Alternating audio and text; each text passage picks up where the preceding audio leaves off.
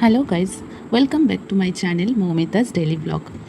আজ আমি তোমাদেরকে এমন একটা জায়গার খবর দেব যেটা কলকাতার একটি হিডেন প্লেস। খুবই সুন্দর একটা মন্দির, খাটু শ্যামজির মন্দির। এই সানডে চলে গিয়েছিলাম আমরা এই খাটু শ্যামজির মন্দির দর্শন করতে।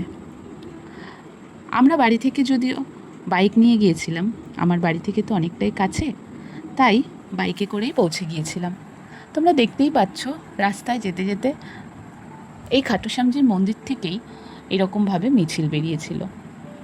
তোমরা যদি আসতে চাও, দক্ষিণেশ্বর মেট্রো বা রেল স্টেশনে এসে সেখান থেকে একটা অটো ধরেই পৌঁছে যাবে এই খাটু শ্যামজির মন্দির। এটি রয়েছে আলমবাজারে।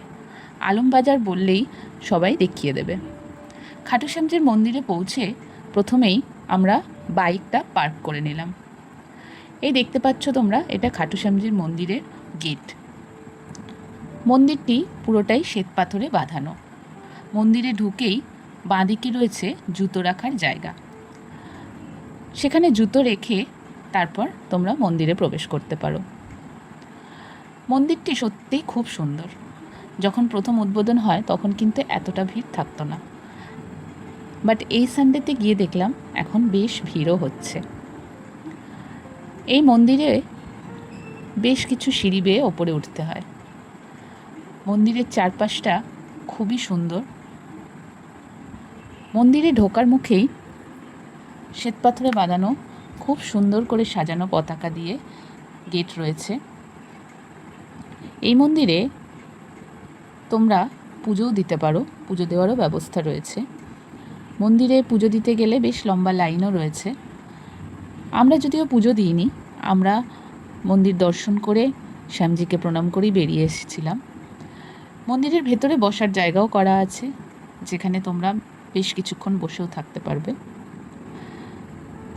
আমরা তো পুজো দিইনি, তাই আমরা চলে গিয়েছিলাম সোজা মন্দিরের ভেতরে শ্যামজির দর্শন করতে। তোমরা দেখতেই পাচ্ছ মন্দিরটি ভেতরেও খুব সুন্দর করে কারুকার্য করা। মন্দিরের ঠিক মাথার উপরে এত সুন্দর একটি কারুকার্য করে সুন্দর করে সাজানো। সবার আগে বলে দিই, এই মন্দিরটি খোলা থাকে সকাল 6টা থেকে সকাল 10টা পর্যন্ত, আর বিকেলে 4টে থেকে রাত্রি 10টা পর্যন্ত। এই টাইমের মধ্যে এলেই তোমরা এখানে পুজো দিতে পারবে। মন্দিরে ঢুকে অনেকেই এই শ্যামজির যে মেন গর্ভগৃহ তার চারপাশে প্রদক্ষিণ করছে। পাশেই রয়েছে আরও একটি ছোট মন্দির, যেখানে বজরংবলী, ভোলেনাথ এসব রয়েছে, এবং সেখানেই প্রসাদও বিতরণ করা হচ্ছে। প্রসাদে দিয়েছিল বাদাম আর তুলসী পাতা সাথে মিছরি। আমরা ঢুকে শ্যামজিকে প্রণাম করে প্রসাদ নিয়ে আবার বেরিয়ে এলাম। মন্দিরে ঢোকার মুখে ডান দিকে রয়েছে ট্যাপ কল আর খাবার জলেরও ব্যবস্থা রয়েছে। সন্ধ্যাবেলা 7টার সময় সন্ধ্যা আরতিও হয়। সম্ভবত সন্ধ্যা আরতি দেখার জন্যই অনেকে এখানে বসে রয়েছেন। তোমরা যদি এখানে আসতে চাও তাহলে সন্ধ্যের দিকে আসাটাই বেশি ভালো হবে। এখন কিন্তু বন্ধুরা শুধু দক্ষিণেশ্বর এসে ফিরে গেলেই চলবে না। দক্ষিণেশ্বর থেকে একটা অটো ধরে এই শ্যামজির মন্দিরও তোমরা দর্শন করে যেও।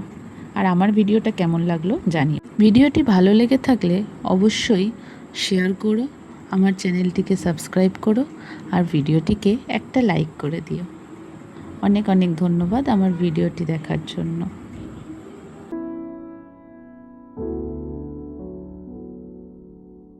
আরও যদি কোনো ইনফরমেশান জানার দরকার হয় আমাকে অবশ্যই কমেন্টস করে জানিও, আমি তোমাদের বলে দেবো নিশ্চয়ই।